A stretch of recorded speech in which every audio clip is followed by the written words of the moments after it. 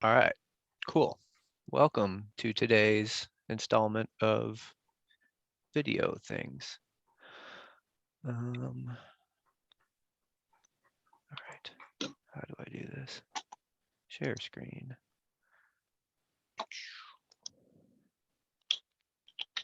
You can see this, and if you can't, tell me differently. But today we're talking about breaking the mark and how to be a wizard with the disc. How do I make this less people? Breaking the mark is, in my opinion, one of the skills that everyone needs to have,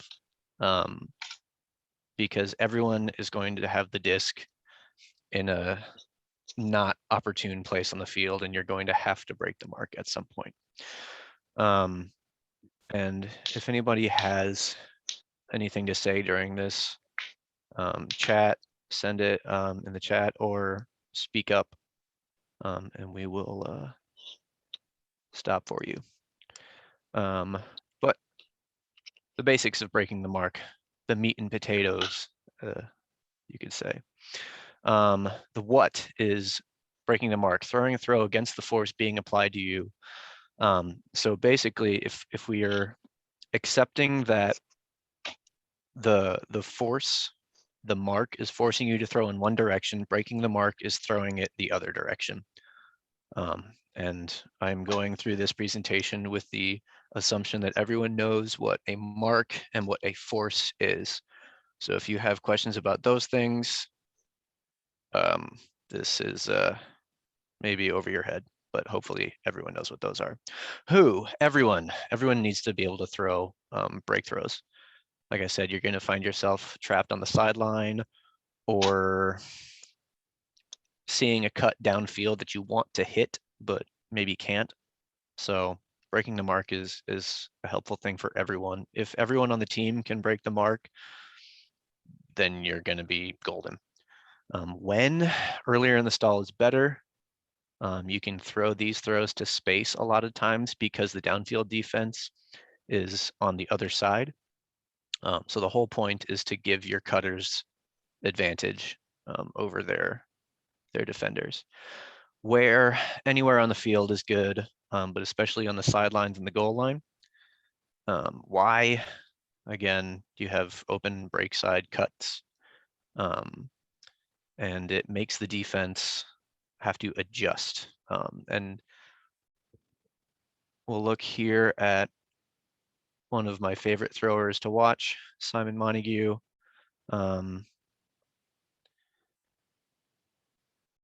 This is Sub-Zero against Rhino. This is a great game because they both, I think, run vert. And so Simon Montague is about to get the disc right here. And he looks upfield. He doesn't see anything. And so he finds the disc here. He swings the disc and it swings again to the other side. And now the disc is 5 yards outside of the end zone. So we went from this part of the sideline right here, trapped, to right in front of the end zone in the span of 10 seconds, maybe, just by getting this initial throw away from the sideline. It continues up the field, and then we find something right in the middle. So that is money. That's exactly what you want, is to move the defense from side to side, because it makes the defenders position themselves differently. It makes them change the way that they're guarding. And that is important. Okay. How do you break the mark? You can break it inside or you can break it around. The throws that you're looking for in a right hand flick force, which is what we see 99.9% of the time. The forehand inside, the backhand around. Backhands will always be easier to throw than forehands, just because of the control that you can have throwing them. The forehand inside If you want a lesson on that, watch Nick Sidor throw it. Backhands around a fully extended backhand pivot is extremely difficult to stop. That's your longest point is a backhand pivot. So you will find most success with backhands. Yeah, watch Connor Rock for a backhand. I tried to find a picture of Connor Rock throwing a backhand, but I couldn't.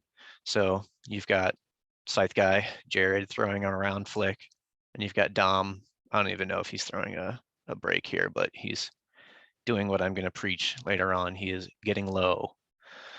Yeah, I don't know why his defender is very happy. Upside down throws are great. We're not really going to talk about those in this. I could give a 3 credit like college course on breaking the mark, but this is going to be a really quick one tonight. Scoobers, hammers, thumbers are great to break the mark, but they are not the fundamental throws that we're looking for. So if you are wondering anything about these throws, I included the Rise Up. Hold on a second. The Rise Up Ultimate YouTube here. It has inside out, outside in throw videos that you can watch and learn how to throw those. But I am not here to teach you how to throw those throws. That is for you to do on the field. Break the mark. Just step around and break the mark. I've found that a lot of people are scared to break the mark. They'll pivot around and then not throw it when they have the throw very available to them. Just do it. Just step around and break the mark, right? This is one of those things where you kind of have to limit test and you might get hand blocked. But you know, failing is the first step to success. So if you are able to step around and throw around your mark, do it. Pivoting around will make your mark move. If your mark doesn't move, you have a free throw. If they do move and you still can't get that throw off, pivot back around and you have an easier inside throw. I'm talking about pivoting for an around here. But you want to make your mark active, right? If your mark is able to complete their job, which is take away throws without really doing a whole lot, you're not working hard enough as a thrower. Don't be afraid to draw fouls. We'll talk about that a little bit later, and I've got a cool picture of Stu in here too. But most teams force flick. A fully extended backhand is really hard to stop. So if you're pivoting and you're lunging, we'll go back to Dom here. He can get really far just by doing this. And this mark is probably not going to be able to stop that. It's harder for a mark to get low than it is for them to raise their hands up in the air. And so if you can get low, it'll force your mark to match that. If they don't, you have a free throw. If they do, and they stop you from throwing it, they're probably going to be out of position and off balance for you to pivot back and throw something else.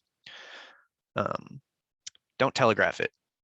Make your pivots quick and make your fakes worth it. And this is where I wanted to put a video of Patrick Mahomes in, because you need to know where your resets are. One thing that Mahomes is great is knowing all of his routes. And if the first 2 routes that he's looking at don't work, there's another one that he just knows exactly where it's going to be and just turns and throws. So know where your resets are, know what the stall is, and how you can get the disc there easily. If you wait 7 seconds to turn and find your reset, it's too late, you know. And so that's mostly for dumping the disc and swinging the disc off the line. But yeah, again, earlier is best in here. Most marks expect the look up field in the first 3 to 5 seconds. Here is Masahiro Matsuno of Japan. He's number 10. He's going to get the disc here. And then, oh, I think it's a little bit earlier. Hold on a second. We'll rewind here. So he is wearing, I believe, a white hat. I think I plugged the wrong time into it. So he's going to get the disc on this near sideline eventually. That's him right there with the disc. He threw it upfield. Yeah, he's going to get the disc here. Right there. One, swings the disc. Did you see his fake? I don't know how choppy that is for you guys, but he looked upfield for one look, faked it. His mark bit really hard on the throw, and he had an easy break to the middle of the field. The best and cleanest offenses run from the middle of the field. And so if you are looking upfield on a sideline, it needs to be like one look and then back to the middle. So let me rewind this just a little bit more so that we can see that again. So he's going to get the dump here. He looks one look straight back to the middle of the field. And it gets all the way across the field again, right? So then your entire defense has to shift to cover for that. In the same game, we have Jimmy Mickle, who is a god. Jimmy gets the disc here, one look upfield, back to the middle. And then they do eventually get it over here. So again, earlier is best to break the mark. If you wait, your chances of having a no around mark are greater, and then it's harder. But generally, the mark is trying to stop the upfield throw in the first few seconds of the stall. So if you can move the disc to the break side earlier, you're going to be finding it easier on yourself. Use your legs. It's a lot of pivots are lazy and not athletic enough. So if you are using your legs to get low, to have quick pivots from one side to the other, you're going to have a better chance of breaking your mark. And my example of this is the greatest Callahan video of all time, Nick Lance. He has a series of inside throws here. So watch how low he gets on these throws. His mark has no chance to stop them just because how low he's throwing these.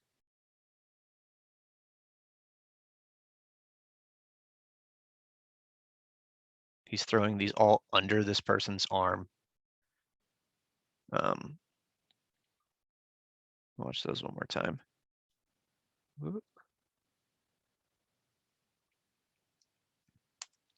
So check out how he uses his legs to get low. He maintains his balance. His upper body is pretty upright whenever he's throwing these. And the disc is coming from low to high.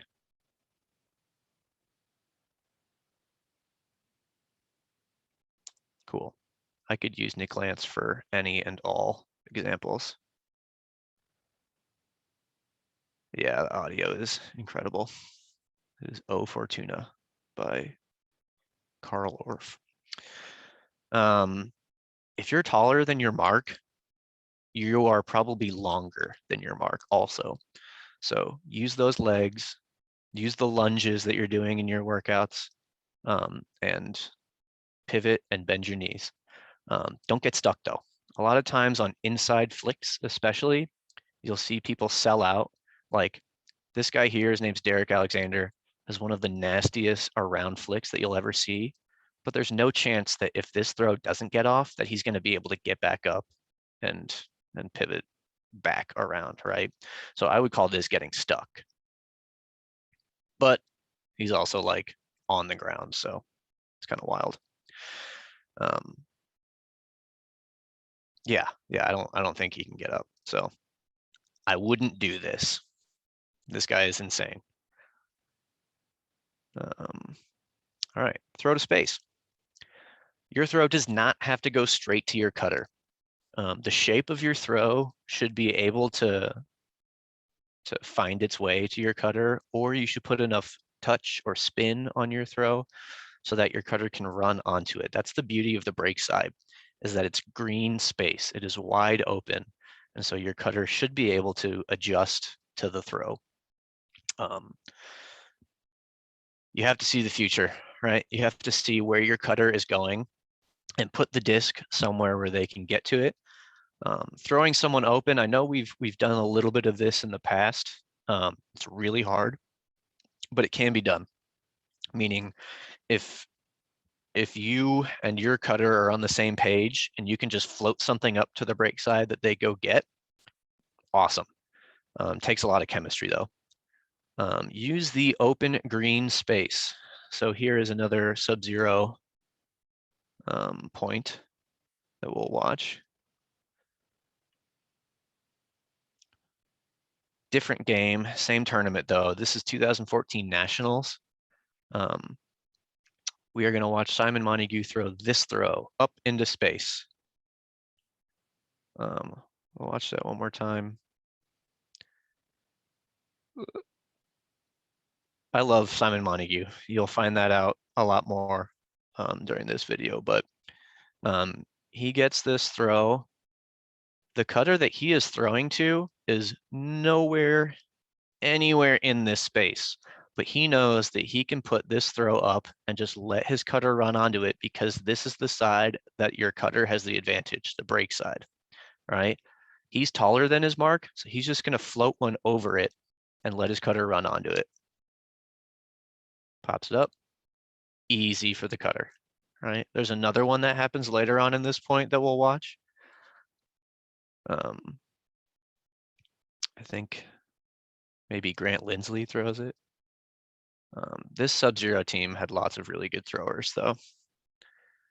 Josh Klein is really good at throwing backhand arounds. So here it comes here. So we'll pause. Lots of open space. And he can just throw this wide open break side throw. And then Eric Johnson throws it to the end zone because Eric Johnson is good. Let's see that one more time. Grant Lindsley gets the disc here. All of this is now considered the break side, right? His mark does a pretty bad job here. His mark takes away this area, but this is not the main space that needs to be taken away if I'm the mark. This guy has so much room. This is Eric Johnson right here of Luther fame. Shout out to Blake. And so Grant Lindsley can just throw this really even poorly, and it's an easy break throw. Super easy. Goal. You see how changing the field like that with a break throw can just disrupt a defense so much. That's a really good example of that being open in a vert stack as well. Like specifically when you paused it before on his cut, when he was timing it underneath, he had probably 15 yards of separation from the stack still, and then that entire side of the field to work with. Yeah, right here. So you can, he's over here making this cut. yeah, And he sees that he's not getting it over here. Yeah, and 93 is gonna actually clear out, thank goodness, right? Mm-hmm. And then we get this great space throw. It's a lot harder to make that throw in our host stack offense that we typically run. So it's definitely something as throwers you wanna look for. And then as cutters also, even though you might typically cut to that fourth side with the vert stack, that might be something that you kind of get used to in the beginning. That break side cut is super great if we can get that much space and there's no one poaching into that lane. It also depends on, oh shoot, did you just close out of it? I mean, yeah, I can get back into it. I think another thing for cutters to recognize there is like how much they cleared out of the space, because clearly it was like on the disc was on the fore side, then they got one break side throw, but no one like rushed over to the break side and then to cut to the fore side. Like I guess it's interesting to watch because I've never seen a vert stack adapt so well to and like be patient enough to allow that breakthrough. Because like like you said, there's so much space there, and usually that would like a majority of that would be taken up by the stack. They are But technically running a side stack, okay, that but makes you're right. They do run vert in this game, and they do have great vert principle and fundamentals. They are great at not clogging the lanes. And I think I might have footage of their vert later on. But yeah, nobody else is over here. You have your isolated cut, then you have another isolated cut, which is basically what vert is trying to do. Just get one-on-one matchups. So yeah, that's a real good point. Yeah, much less of an advantageous throw in Hostak.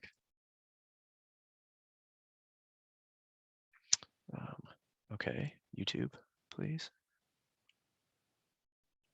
All right. Use the trajectory of the throw to your advantage. So like I was saying, you don't have to throw directly to your cutter. You could throw an outside in throw so that the curve of the disc comes into the thrower. That can give you plenty of space, and you can create wide margins of error for your cutters. If your cutter like is taking the wrong angle or something and you put the disc up floaty enough and early enough, your cutter can adjust to it and get there. Now it's time for my version of MS Paint. So here is field. So I wanted to do this in Paint. Can I draw on this? Is that a thing? There's like a whiteboard somewhere on there. Ooh, Presume. annotate. Yeah, draw. Okay, cool. So currently the disc is in the middle of the field, and the places that we're wanting Yo, to, Tyler. what's up? Can you change your like you're looking Oh. at the slideshow still? How do I do this? New share? Yeah, can I just do my screen? That work? Yep. Yeah. Okay, cool. So currently the disc is in the middle of the field, and the space that we are looking to throw to is here. This needs to go away. A lot of times this cutter back here will be free underneath, really either side, but most of the time this space here is very, very, very, very, very open. Now, directly, if you throw this throw directly to the break side, like this, it's kind of a small margin of error for this cutter to come underneath and get that, right? But if you allow for the shape of your throw, say you get in a round and your throw can go this way and shape itself into this space, the defense is not going to be able to really adjust to that, especially your mark. Your mark is taking away this part right here, but your mark is probably not going to be taking away this space here. So if you can shape your throw so that it curves to the break side, that's money. Same thing if the disc is on the sideline, and I was hoping that this would open in Paint, but let's pretend that the disc is here, and this is your reset here. What's really difficult is to get the disc to go straight to them, right? That's hard because you will have a mark that's probably going to be right here, right? And ignore this red line. This is now their defender here. And so what you can do as a thrower is put your throw oh, that's a line. How do I make it curvy again? Excuse my, here we go. You can make your throw go this way and your person can catch it here, right? Because this is all free real estate. And you're throwing it basically backwards, but you're letting the trajectory of your throw take it to the break side. Because most marks are not concerned about throwing directly backwards, right? They're stopping this throw straight to the middle. And so that takes a lot of practice and a lot of reps and throws. So the moral of the story with this one is going to be get outside and throw. But yeah, use the trajectory of your throw to your advantage to create wide margins of error. Again, on the end zone. Can you guys see this one? Yep. Okay, cool. One mistake that most teams make, what the fuck? Okay, most good. mistakes, one mistake that teams make is trying to score to this first person in the stack right here or right here. And that is such a tight window and very difficult. I don't know how to undo. I'm not in the same thing that I was before. Oh shit. Hold on. Recent changes will be lost. Okay. I want to do the zoom annotation. Okay. So this space and this space, most teams are trying to score to this person in the front of the stack in those two spaces, and it's so tight. Remember that your offense has the advantage, right? So if you can throw around your mark over here to this space, your cutter can just win a foot race here, right? And the chances of your throw being messed up are far less than you trying to zing something right here or right here, right? I have no mouse today, I'm using my trackpad. So let the angle of your throw use the space that you have, right? And if this person doesn't get in the end zone, so what, right? We reset the disc and we do it again, but it causes the defense to shift, right? But this is one big issue that I see a lot of teams doing is trying to score the disc like super close to the stack when there's so much space over here. And the offense will always have the advantage. So you could put some, this is another throwing your person open kind of thing. You could just float something here and literally any of these people could go get it, right? Based on how the defense is playing right now. These are all pretty ideal situations, which are not really going to happen. You're never going to have an ideal situation because defense is trying to stop you. But this gigantic break space is unused, and too many teams are trying to score it right next to it here. Okay. Back here, you can see this, right? Yep. Cool. Fakes and release points. Move your mark to open up space for throws. If you fake, it should be convincing. And so I've heard a lot of people say that fakes should be throws that you just don't let go of. So that if the mark comes to stop it, or when you're faking, the mark has to come and stop it, right? If you have fakes that do not look like throws, the mark is not going to bite on them. So make your fakes believable. Pivot, step out, shimmy, do whatever you need. Here's an article that says great throwers don't pivot. Read it, it's really interesting. But I think for fundamentals sake, moving your mark with pivots and fakes is really important. Here's a video of Claire Chastain throwing backhands. And I think that she has some of the best backhand form out of really anybody. It's very clean, it's very compact. She bends her knees, gets low, and really does a nice job. Watch these medium backhands here. She steps out, extends, and if a mark does not jump around to stop this throw, it's going off, right? Check out how she uses her legs.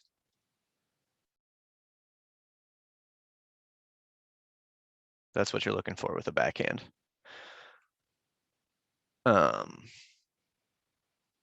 Here we have more Simon Montague. He has the disc right now. He catches it and immediately pivots towards the field. His mark is so out of position, right? He has all of this break space that he could throw. Not a good idea to throw that right now, but his immediate pivot into the field destroys his mark. You see what I was talking about with the mark wanting to take away the upfield throw, like in the first few stalls? He pivots there, he pivots back, fakes, throws. He throws in his pivot there. And then we are all the way across the field. The defense has to change, has to adjust, right? They do it again. He fakes off Justin Lim. Here's Simon again. Fake, fake, pivot, throw. Simon's really good at this. I forget what it's called, the no pivot backhand or whatever. He's really long. And so okie doke, that's right. Yeah. He can do this thing where he just leans and throws his backhand. So he got the swing off again, boom. They don't get that one. So they look to reset the disc, that's not there. They reset it to the middle. Fake, fake. Do you see how he's using his legs to shimmy back and forth here? I'm not sure how choppy it is for you guys, but watch his legs, how he shifts his weight from side to side.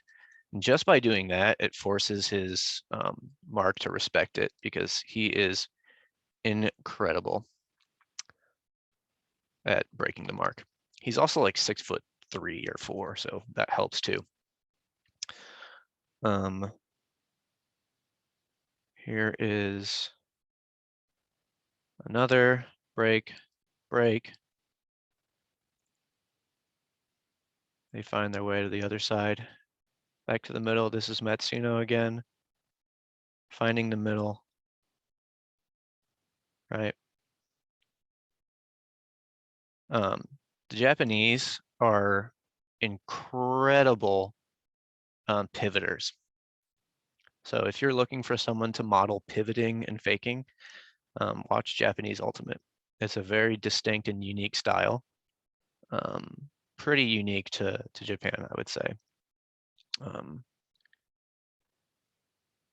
Hardest job is definitely the initial break by Simon. Yeah, definitely.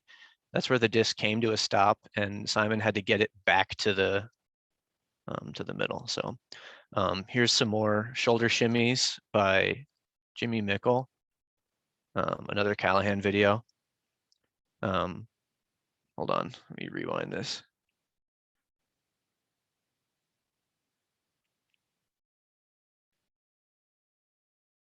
We'll go back here. Oh, we'll go back even further. Go back even further. Okay. His shoulder fakes are unreal because the mark has to respect him. He's also really tall. And so the mark just has to respect every throw that he has. So even a little shoulder twitch, the mark has to respect it. Ashlyn Joy of Team USA and Revolver is also very good at shoulder faking.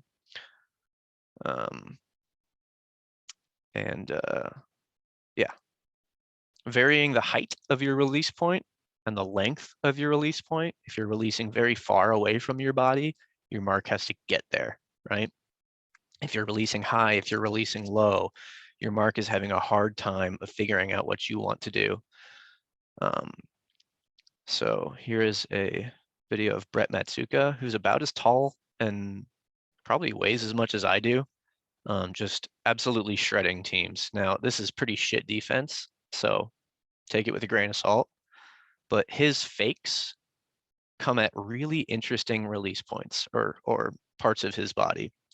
And the one we're going to look for is this one here. He holds it up there. The mark does not respect it. He just throws it. It's pretty bonkers throw. Watch that again.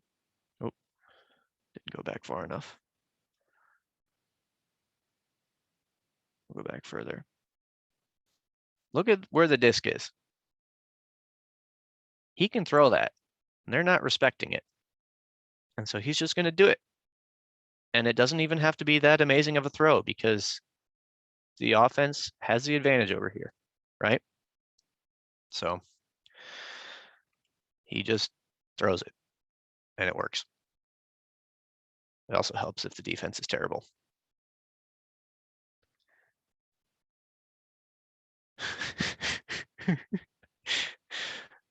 Yeah, maybe don't throw it unless you have it, but yeah.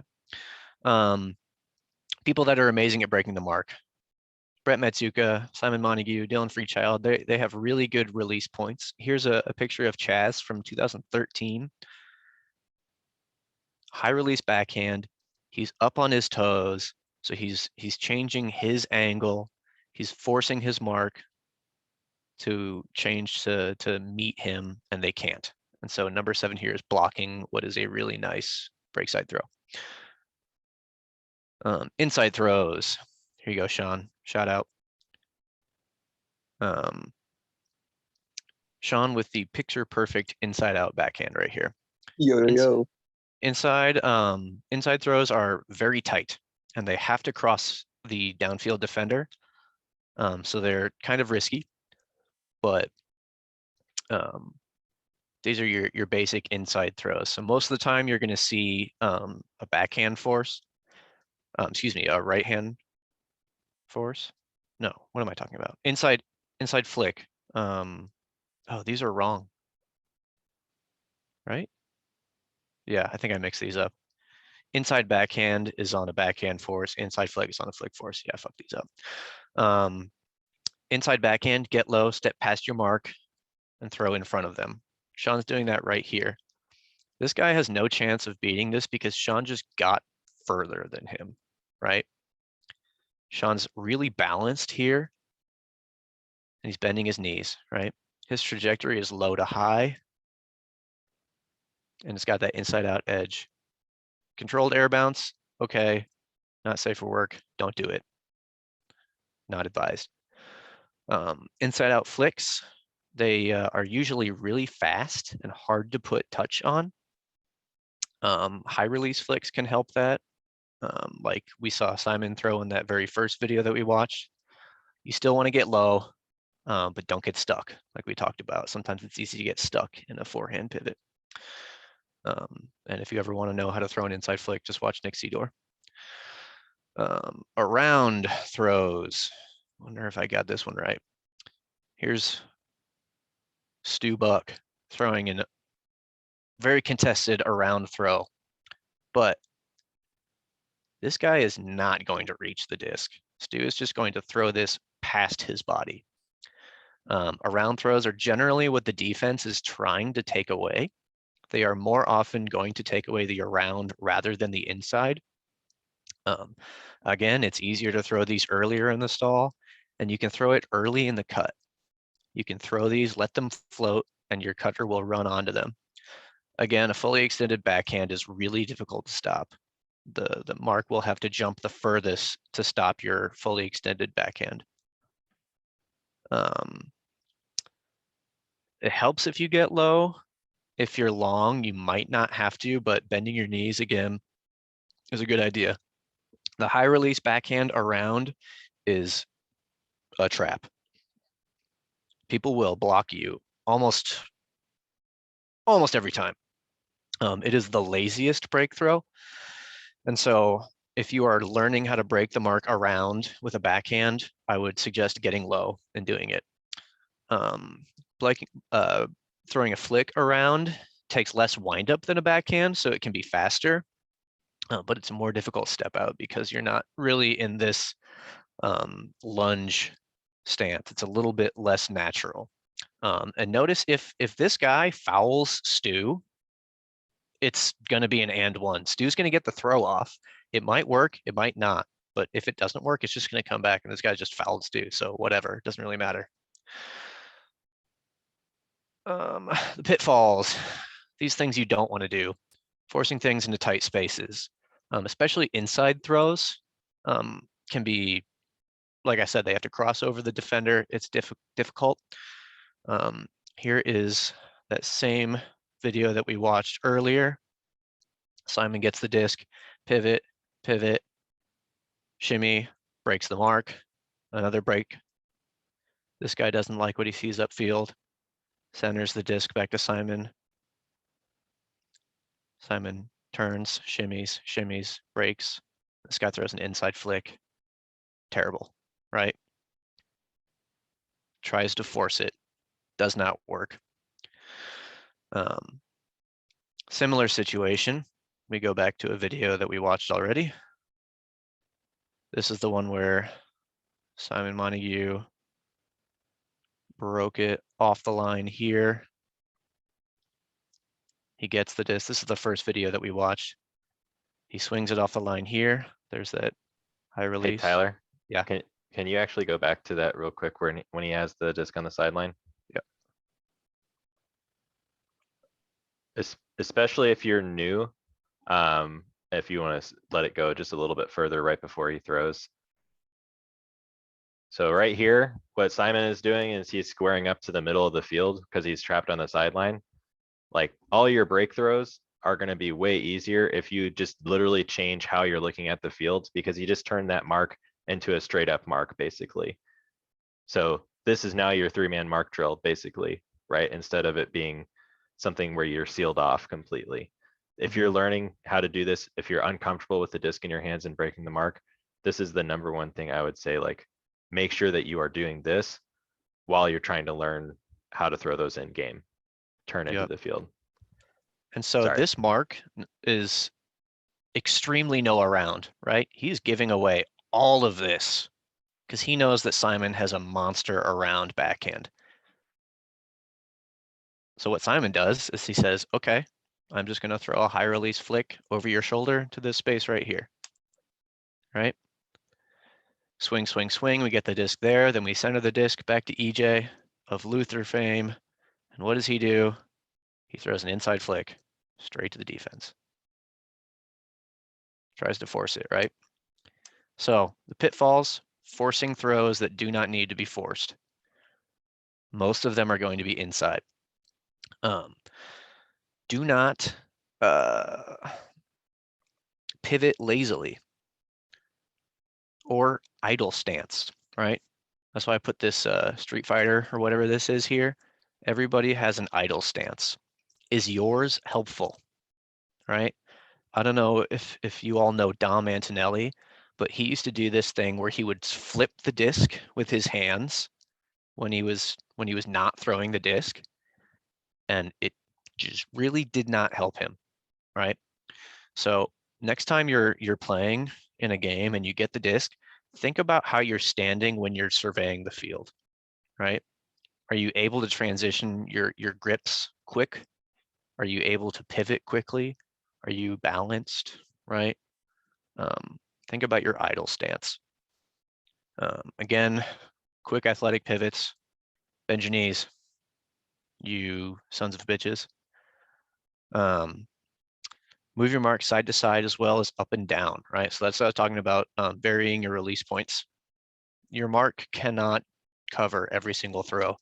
It's just a lost cause to stop every single throw as a mark. And so what their job is to make it difficult. But you as a thrower have so many options. If you have all of the throws, breaking the mark should be easy. Another bad thing is looking off easy dumps. A dump is 0.5 of a break throw, right? And so if you can get like those rage cuts that we've talked about earlier this year, a rage cut is a free break side throw. If we look that off, you've screwed the offense essentially, right?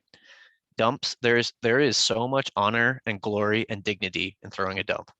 I promise you, it's a good idea. Throw your dumps. And then the no spin high release backhand around, which was what I was talking about. You will get hand blocked if you do this lazily. So don't do it. And I'm sorry if any of you are college sophomores. So yeah, think about what you're doing next time you get the disc and you're just looking at the field. People to watch.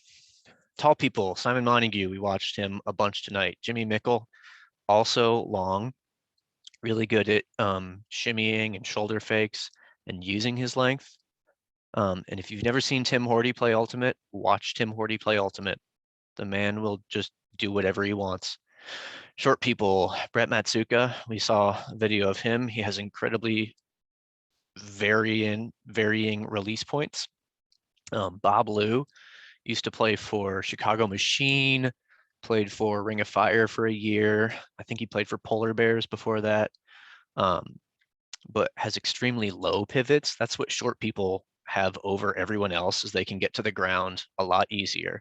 And if your mark is trying to block that, it's way harder for a mark to get to the ground than it is for them to raise their hands up in the air and stop high release throws. So that's why I talked about bending your knees and getting low. It's really difficult to do, to stop as a mark. Alex Thorne has a very interesting idle stance. I call his grip driving the bus. He holds it with both hands and can change from flick to backhand really easily and quickly. And then Bart Watson, my coach, the god, the goat, really does not pivot or fake much, but still will break everybody on the field.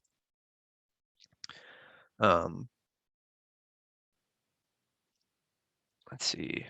Watch Japanese Ultimate, like quite legitimately a very unique style. They often have the disc extended and kind of like that Matsuka throw that we showed, that if they don't block it, you can just throw it. But it's a very unique style, and I would recommend watching Japanese Ultimate. And then watch your buddies, watch your friends. You'll be able to get a mix and match of things that you like from your friends, and implement it into your own style. So watch people when they're breaking the mark. And then we have young Nick looking real attractive. Yeah, go break some people. Be Marshawn. This is the link to the video where he says, I'm gonna get got, but I'm gonna get mine more than I get got though.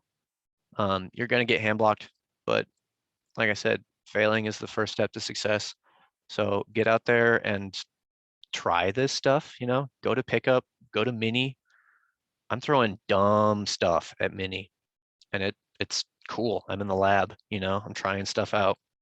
At pickup, try and break some people, especially with terrible marks. At pickup, you can try it and vary your release points, vary your pivots and things like that. And most things will be open. Most things will be open anyways, because pickup is not good. But maybe at club pickup, you can go against some harder marks. Nice plug. But- Thank you. Yeah, no doubt. I will not be there because I always work during those times, but you should go. Cool. That's all I have. Who has questions about this stuff? Or anything to add? Any comments?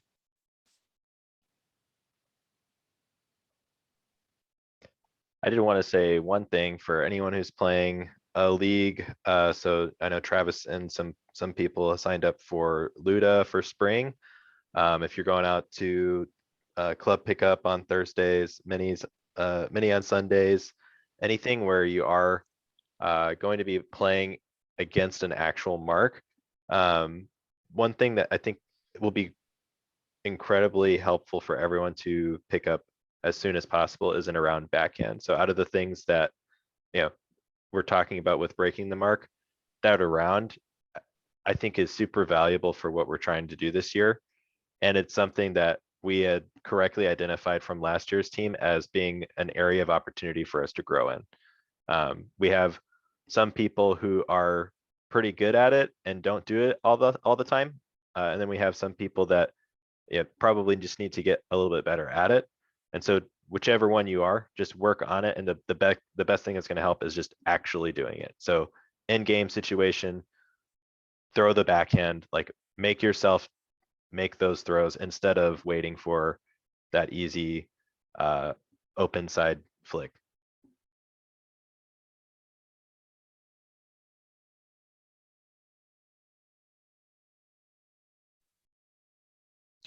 Just do it. You can break the mark. I believe in you. Especially if you're as short as me and I can break the mark. All of you people can break the mark.